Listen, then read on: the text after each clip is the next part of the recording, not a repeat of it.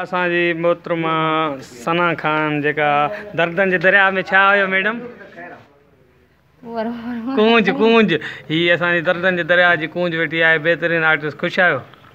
तबियत कीअं थो हाणे माशाअल्लाह ख़ूबसूरत भी थी विया स्मार्ट भी थी विया सुठा आर्टिस्ट भी थी विया अल्लाह तव्हांखे हयाती ॾे उनखां पोइ हे जेके दर्दन जे दरिया में जंहिंजी लिम वांदी हाणे माशाअल्लाह वॾो थी वियो आहे हीअ अवेस खान उनखां पोइ हीअ वॾी शख़्सियत हाणे अलाह अची वियो आहे कैमरा में उस्ताद महफूज़ मीराणी साहब चांहि जो ब्रेक आहे वेठा आहियूं शूट ते उस्ताद चांहि पी रहियो आहे एवरीबॉडी कमु लॻो पियो आहे ॾिसो था पिया हीअ तव्हांखे ॾेखारूं उनखां पोइ अची वियो भुल में मां तोखे न हणा पर ठीकु आहे मजबूरी आहे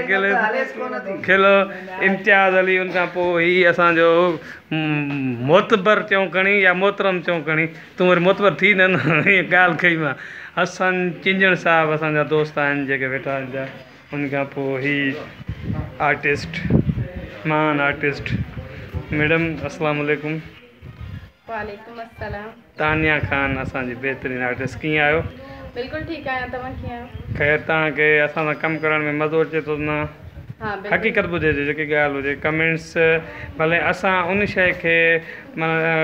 ॾींदा आहियूं तरजीह भले ग़लति हूंदो ग़लति चओ सही हूंदो सही चओ ख़ुशामंद वारे ते असां उन हक़ में न हूंदा आहियूं छो जे ख़ुशामंद वक़्तु हूंदी आहे हक़ीक़त सदाईं हूंदी आहे पोइ चाहे ग़लति हूंदो बाबा हिकु कमी कोताही बि हूंदी मूंखे बि ॻाल्हाइण ॾींदे भला हा जी ॻाल्हि इहा ई शइ हुई आहे माशाअल्लाह तव्हांजो कमु तमामु सुठो आहे तमामु बहितरीनु आहे मूंखे तव्हांजी हिकिड़ी ॻाल्हि वणंदी आहे त मतिलबु जंहिंमहिल असीं पैकअप कंदा आहियूं जंहिंमहिल जुमिलो ख़तमु थींदो आहे हुन महिल तूं असांखे खिलाईंदो इलाही आहीं मतिलबु असांजो कावड़ वारो सीन बि कंहिं महिल जंहिंमहिल पैकअप थींदो आहे हुन महिल उहो कॉमेडी में थी वेंदो आहे मूंखे तुंहिंजी हीअ ॻाल्हि वणंदी आहे ऐं हुन खां पोइ तूं पंहिंजे कम सां इलाही सिंसियर आहीं मतिलबु सेट ते कंहिं सां बि वधीक ॻाल्हाइणो न आहे मज़ाक न आहे करिणो जंहिंमहिल तुंहिंजे हथ में स्क्रिप्ट आहे तुंहिंजो सॼो फोकस पंहिंजे स्क्रिप्ट ते हूंदो आहे ही महान शख्सियत असांजी साईं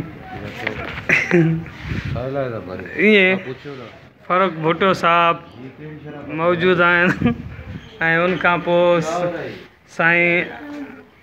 अहमद अली वफ़ा सीनियर आर्टिस्ट असांजा सर ख़ुशि आहियो तबियत ठीकु